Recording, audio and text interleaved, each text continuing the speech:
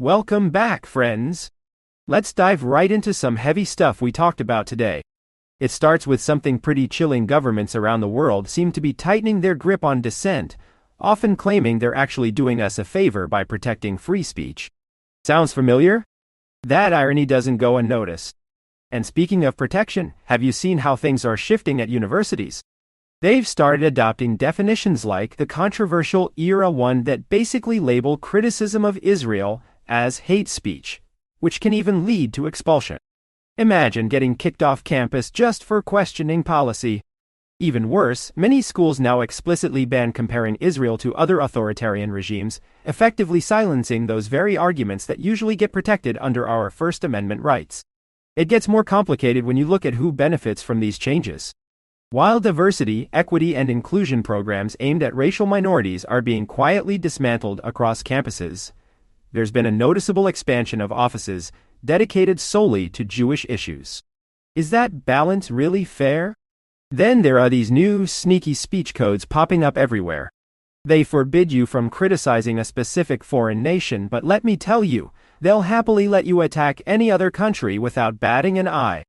Why does one target deserve special immunity while everyone else faces scrutiny? And don't think advocacy groups aren't feeling the heat too. Public sympathy seems to have taken a nosedive lately, so instead of quiet diplomacy, many organizations are doubling down on aggression to make themselves heard again. But behind the scenes, another story is unfolding regarding money and influence. We know wealthy elites love buying up media outlets. What happens when those owners decide to suppress certain narratives? Specifically, ones critical of Israel. Suddenly, your news feed looks different, doesn't it? This isn't just about politics anymore, it's about controlling the flow of truth itself. Let's talk strategy for a second. When modern wars rely heavily on aerial bombardment rather than boots on the ground, the immediate human cost feels distant compared to old-school invasions. Does that lack of visceral urgency change anything? Probably yes, especially since Congress knows full well that voting against the current war effort could trigger massive electoral backlash. So leadership stays silent, hoping the pressure cooker won't explode before the election season hits home. Meanwhile, action is happening elsewhere.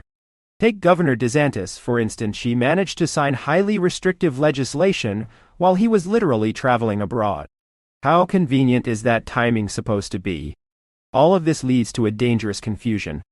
By constantly conflating the actions of a state government with the entire Jewish identity, we fuel deep-seated resentment and genuine fear among critics. People start seeing enemies where there might just be citizens exercising normal political power.